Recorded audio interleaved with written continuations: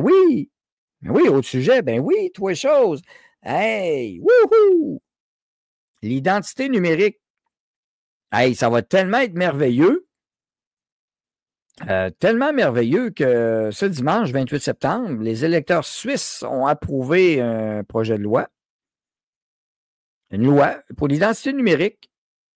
Alors, par référendum, projet de carte d'identité électronique facultative, faut-il le dire, ça c'est en Suisse, 50,4 des voix. 50,4 des voix. Donc, 49,6 contre. Un résultat serré. Mais regardez bien, contrairement au sondage, hein, on prévoyait jusqu'à 60 de soutien. Ah, non, finalement, c'était 50 Ah, OK. Alors, préoccupation persistante en matière de confidentialité en Suisse, un pays qui a une forte tradition de protection des données personnelles. Hey, ils viennent-tu de rentrer une brèche en Suisse, pas à peu près? Deuxième référendum sur les cartes d'identité numérique après un rejet en 2021. Fait qu'en 2021, ça ne va pas passer. Donc, on en fait un autre en 2025. Vous voyez, c'est démocratique quand même. La proposition révisée répond à ces préoccupations en garantissant que les données seront stockées uniquement sur les smartphones des utilisateurs individuels et en plaçant un système sous le contrôle du gouvernement. Au lieu que ce soit du privé, c'est le gouvernement qui va s'en occuper, c'est plus safe. Facultative. Mais c'est facultatif, mais sauf que on s'entend. C'est peut-être mieux de l'avoir pareil. C'est fortement suggéré d'avoir cette carte-là quand même. Tu n'es pas obligé de l'avoir, mais ça se peut que... Hein, ça se peut que tu en aies fortement besoin pareil. Et encore là, une disparité. Encore, qui la voulait? Qui c'est qui a voté pour? On a une piste de réponse ici. Alors, non en 2021, ils ont dû revoter. Puis là, 54 yeah! 50,4 quelques milliers d'écarts grâce aux villes de gauche. Ben oui, les gros centres urbains, les tatas. Eux autres, ils veulent ça. La ville de Lausanne, Genève, Bâle, Zurich, jusqu'à 15h30. On était bon et vers la fin, ça a basculé. Les grandes villes voulaient l'ID. Les zombies, ça ne les touchera pas, ils obéissent. Les grandes cités, gauchistes, ben oui, comme aux États-Unis, il y aurait la même chose. Je serais sûr que Chicago voterait pour, New York voterait pour, Los Angeles voterait pour, Détroit voterait pour.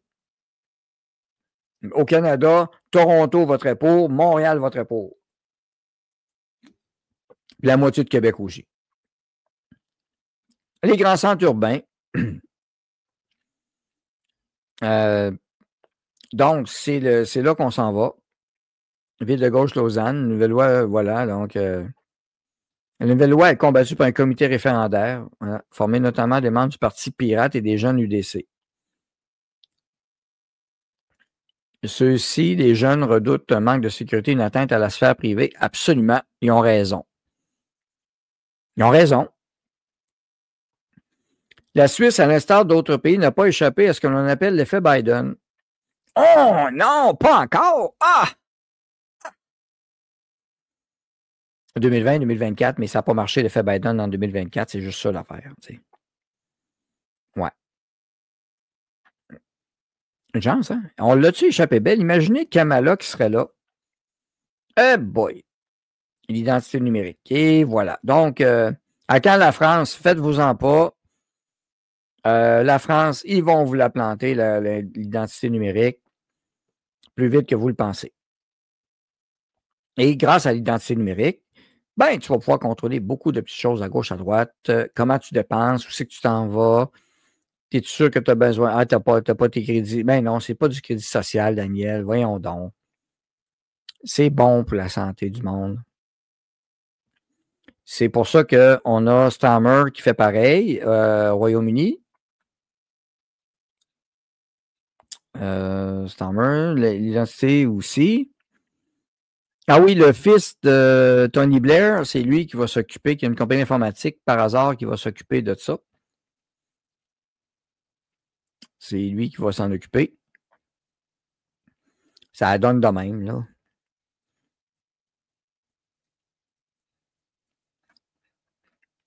Mais c'est pas de la corruption, là. Non, non, non, non, non, non, non. Pas besoin de vous dire que le Parti populaire du Canada est contre ça, au Canada. Et oui. Les antifas, les faux antifas, eux autres, ils se battent pour le totalitarisme. Ce qu'ils appellent antifa, les groupes antifa, eux autres, ils veulent plus de gouvernement.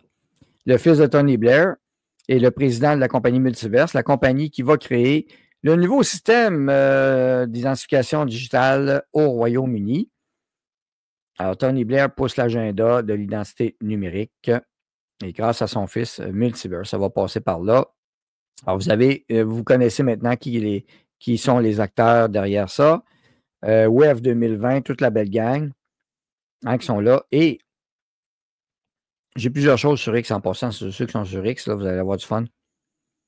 Les manifestations, je reviens sur l'Australie après. Tony Blair, depuis 2000, ça fait longtemps qu'il en parle. Là. Thank you, Mr. Speaker. With rising deficits in the NHS, huge costs of pension reform, and tighter pressures on public spending, how can the Prime Minister claim that spending at least £600 million a year on his ID card scheme is a good use of public money? Because if we introduce an ID card scheme and reduce identity fraud, that makes a major difference to the costs of government, to the costs of doing business.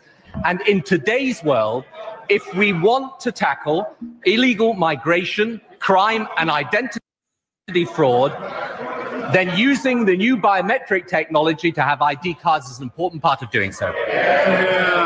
We face those problems and threats today. These cards won't come in till 2013. He could use the money to buy 20,000 extra police force officers or to have 24-hour security at our ports. Alors, est-ce que vous avez entendu Tony Blair? Faut-il le rappeler? Tony Blair, c'était le premier ministre d'un parti gauchiste, travailliste. Oui, oui, oui. Parti gauchiste, travailliste. Mais oui. Royaume-Uni. Et voyez ce qu'il dit. Si on veut contrôler l'immigration, parce que les conservateurs demandaient déjà à l'époque Cameron à contrôler l'immigration de masse qui s'en venait au Royaume-Uni, vous voyez ça venir. Puis Cameron dit, gars, au lieu de prendre cet argent-là pour l'identité numérique de contrôle et autres, ce qui est totalement absurde, parce que tu pénalises tes propres citoyens aussi, engage donc plus de policiers et de gens à douane, fais donc ta job, les passeports, puis il n'y aura pas de problème. Non. C'est pas ça le but. Parce que les immigrants qui vont arriver dans un pays, eux autres vont rentrer dans l'identité numérique automatiquement, ils vont être fichés, tout ça, suivis, etc., etc. Donc, ils vont rentrer dans le moule plus facilement aussi, contrôler, surveiller, monitorer. Ça, c'est l'objectif. Et en Suisse, on a dit ça a servi d'argument. Face aux immigrants illégaux, on n'est pas pour faire comme Trump, nous autres, les mettre dehors. Non, on va lui donner une carte d'identité numérique à la place. Mais vous autres aussi, les citoyens du pays qui avaient formé le pays, forgé le pays, bâti le pays, vous allez être punis aussi en même temps. On va vous suivre à la trace, vous autres aussi. Oui. Alors, c'était un gouvernement gauchiste encore. Les gens avaient voté pour ça, Parti travailliste. Les gouvernements gauchistes, c'est un succès. C'est un succès. On voit qu'ils sont là pour le bien commun. Leur bien commun de poche entre eux autres. Là, c'est son fils, Tony Blair, qui va s'occuper de l'identité digitale. Succès numéro 1. Garanti. Ouais. Bon, nous autres, au Québec, on va voir ce qui va arriver. L'Australie, ils s'en vont là-dedans aussi, évidemment. L'Australie, bref, les pays du Commonwealth, mais là, vous avez la Suisse aussi. Quelle coïncidence. Alors, mandat obligatoire. Les autres, en Australie, ils vont plus loin, comme la COVID, ils ont été fous et capotés. Alors, ils s'en vont vers l'obligation d'identifiant numérique. Et aussi, 2030, il n'y aura plus d'argent cashless, la société sans argent, sans monnaie papier ou sans monnaie métal, peu importe, monnaie digitale. Eh bien oui, 2030, c'est l'agenda 2030 finalement qu'on promue encore. Donc, c'est encore en avance, c'est encore en marche. On a encore du travail à faire à ce niveau-là pour informer les gens. Allez vous promener dans les rues au Québec, demandez aux gens s'ils savent c'est quoi l'agenda 2030. Évidemment, ils n'en sauront rien. On va dire, 2030, c'est une date, ça? C'est ça. C'est comme les médailles à chien, mais pour les humains. Exactement.